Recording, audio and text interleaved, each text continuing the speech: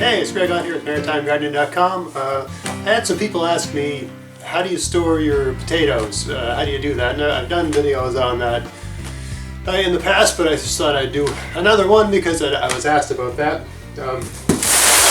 All I do is I get boxes like these. I store them in my garage here.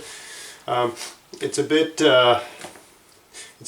warm still yet. The temperature right now in here is 15 degrees Celsius, which is a bit warm, but I think I'm going to check all my potatoes right now just to make sure. So I've been sticking them in here for over a month. I think an important thing to note is that you don't want to have to harvest them when it's still really hot, right?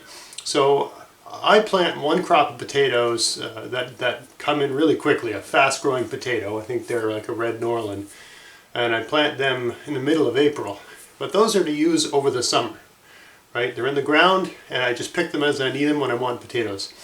And I plant another one about a month after that, so early May.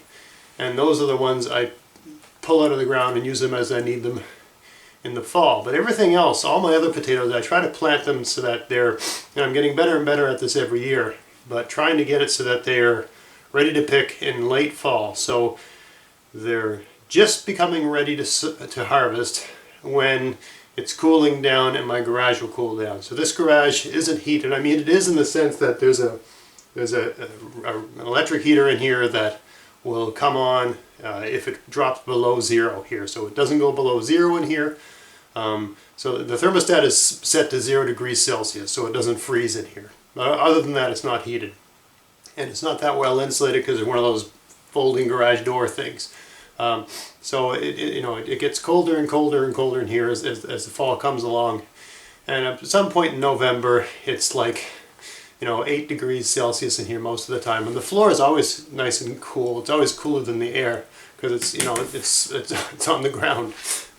So I found even if you pick things a bit early, like mid to late September, I can still store them in here if I have them on the ground, on the floor, on the concrete, because it's kind of cool. It's always cooler on the ground. Just like in September, I can put a 6-pack of beer on the floor here, and it'll tend to be reasonably, cool enough to drink. It's not refrigerator cold, but cool enough to drink.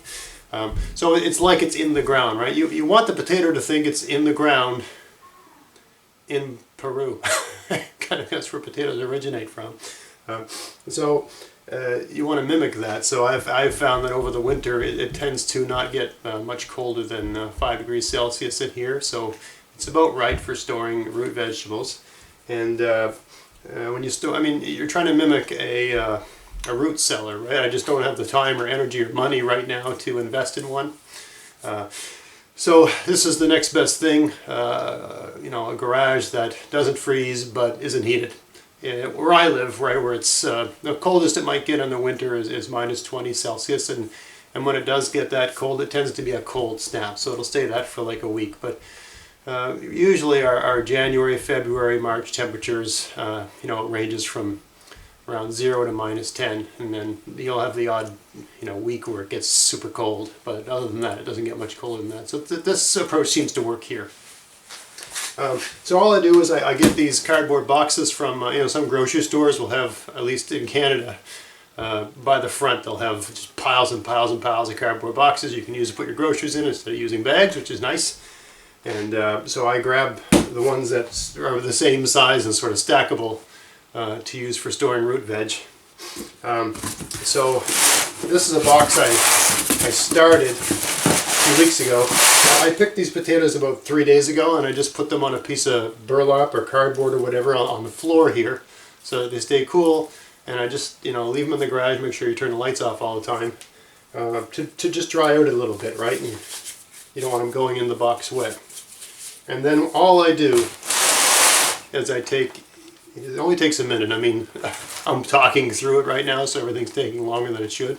But you just take each one, you sort of dust it over with your hands and inspect it, and stick it in the box. And each, you've got tiers, right? So you put a layer of potatoes that are about the same size, then you put 4 layers of newspaper over top. So you don't wrap each individual one. You want some degree of airflow, some degree of of circulation in there. Not too little, not too much. I find cardboard newspaper seems to do the job pretty well.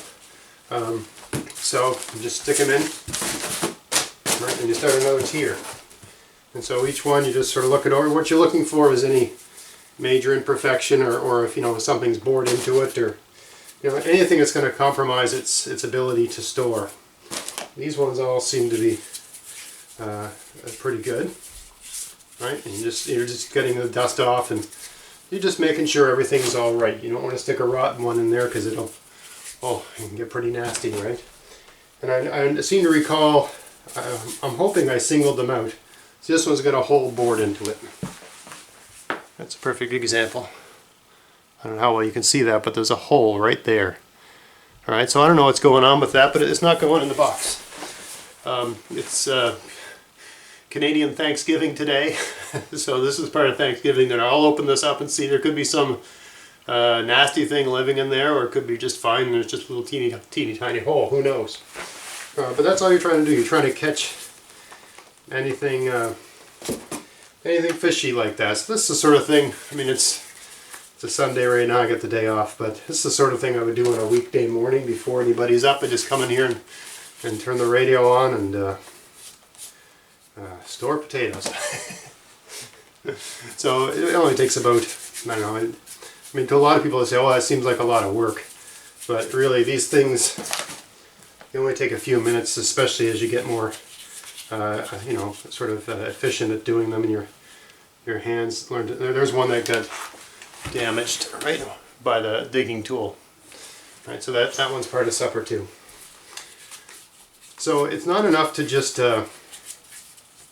fire them in a box, right? You have to, I remember one of my regular viewers and guy who comments a lot, I can't remember which guy it was, so sorry, but he said he stored them and wrapped them and they rotted, and I don't know exactly why that happened. He said he did everything the way I told him to. Some varieties store better than others, and also, if they've got scab or they're compromised, they don't store as well.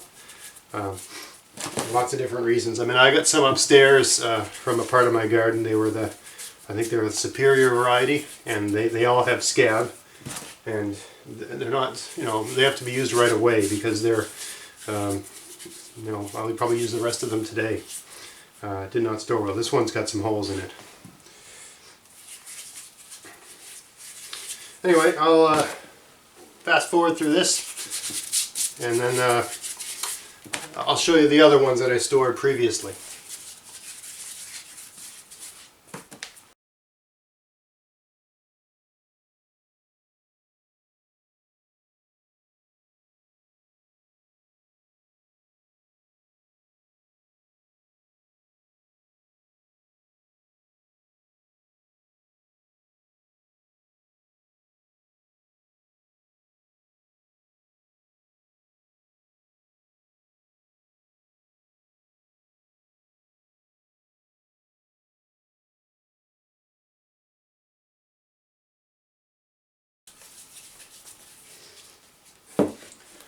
Alright, that's about it. I got a handful of tiny ones here left over, and that one's compromised. Yeah, these are kind of small. So I got a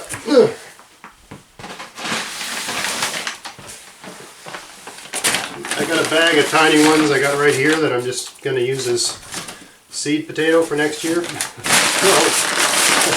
that's how I deal with that.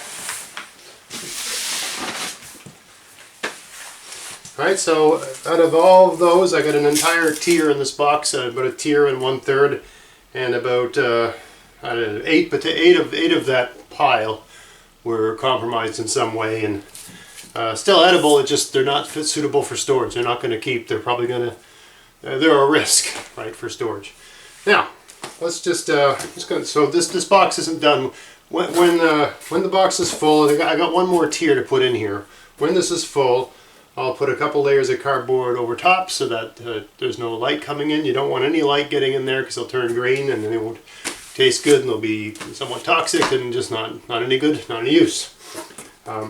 So I'll put a bit of paper over this, close it up, and wait till I get another. I think I'm gonna pick all of my remaining potatoes today because it's just gonna get colder and colder and colder, and all the potatoes are dead.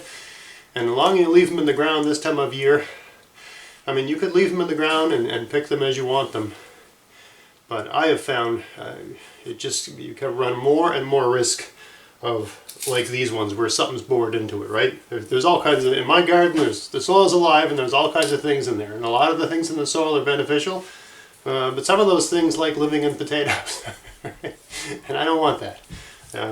So it's totally worth it because my garden is so maintenance free and so little work is required in maintaining it. But you do lose the odd thing because it's not dead soil. That's worth it for me in the broader scheme of things. So this is done for now. I'll just put this on top for now to keep the light out. Let's have a look at these other ones. These are all the things I put down weeks ago. Right, nice box of beautiful potatoes in there. Smell. You know, it's always good to, every once in a while, to open them up and just have a look around. Potatoes go bad, they smell really bad. They smell like, well, you think you had a dead rat or something in the room, right? So open them up, have a look. That one's got a flaw. That's soft, that's no good. That's enough for now.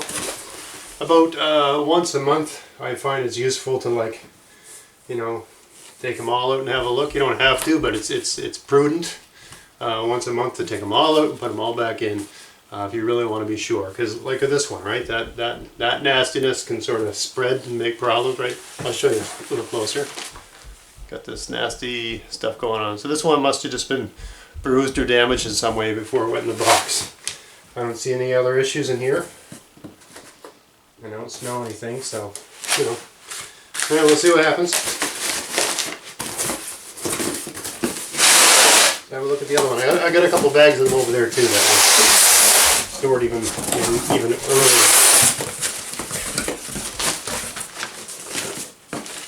There's one that escaped detection. It doesn't seem to be rotting, but it's got an imperfection. I'll put that aside. The rest of these look okay. Good. Yeah. It's a box of onions, right? I put these down the exact same way. You leave them out for a few days to dry out, and you just put them in a box in tiers. This is the last of my onions. I got probably another month or two's worth of onions left here. Wish I'd planted more.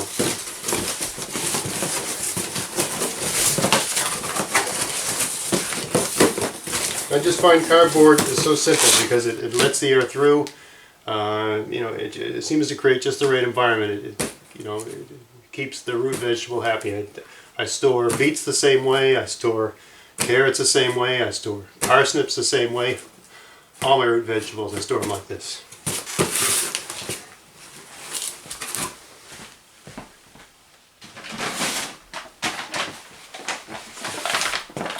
Here's a bag.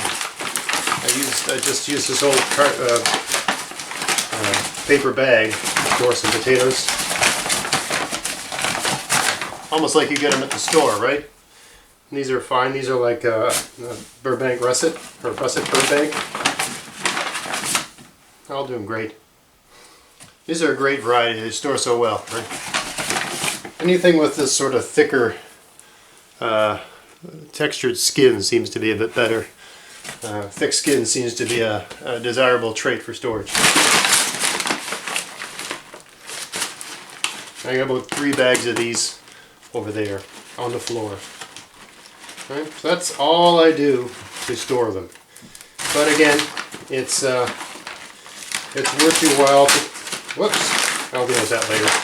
Anyway, it's worth your while to check them once in a while and just stay on top of things. It sounds like a bit of a chore, but I mean, you're getting top quality organic food that stores really well. And this, you know, another observation or thought is that when people talk about year-round gardening and they're trying to grow greenhouses and have lights going and all that sort of stuff, to me it's just so much more easy to grow things that store well and store easily, right? That's easier than trying to grow a little bit of lettuce in the winter.